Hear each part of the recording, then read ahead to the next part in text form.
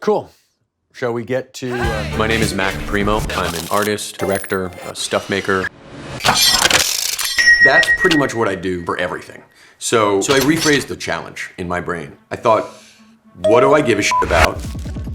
Anything can be part of a collage, any object, any shape, any form. If you hand me a piece of wood, I can make a sculpture. If you hand me a pencil, I can make you a drawing. If you hand me any medium, a camera, I can come back and have done something that is art.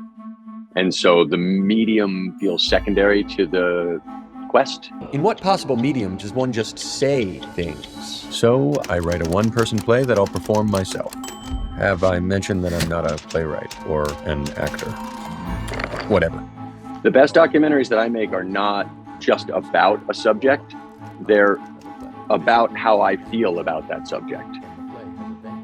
I talk about what I do in film a lot as like a moving illustration. So there's a lot of stuff where you have to take a relatively complicated idea, make it digestible in a relatively short period of time.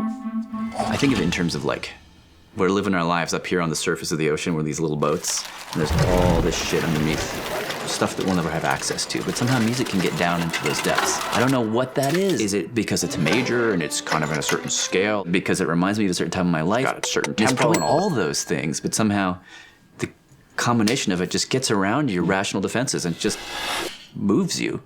The general pattern of the way it works is I interview someone, I cut down that interview, turn that into a radio edit, and then I re-examine that radio edit and figure out what imagery to populate it with, and which moments am I going to go out and film some live action for, which moments am I going to bring to the studio and create like a moving illustration for. So it is kind of like, ideally, it's like a 2 film session process, like interview, go away and build the story, come back to filmmaking and populate the story with visuals. Oh, communication system, like things fall on your toe and you go, ah! Once I've got a radio edit constructed, then it's a matter of finding objects that are either, literal representations of what we're talking about, or finding a metaphorical animation that can come alive with the stuff that I've got here. And then I'll go and make the stuff, and I'll spend, 4 days making one prop that animates, and then I'll get into the edit and it doesn't work and I cut it. So, nothing is sacred. There's absolutely nothing sacred. What is it? 1, 2, 3. That's a magic number. I'm a collage artist. I collect stuff. I keep stuff. I save stuff. It becomes, like I kind of run my own prop house here. Is finding these sort of like non-tangible objects. I rarely pass by a yard sale that I don't stop at, because there's a lot of like, I have no idea exactly what I'm going to use an old 1967 time card punch clock for, but I'm sure I will find something cool to do with it someday. So there's a lot of that.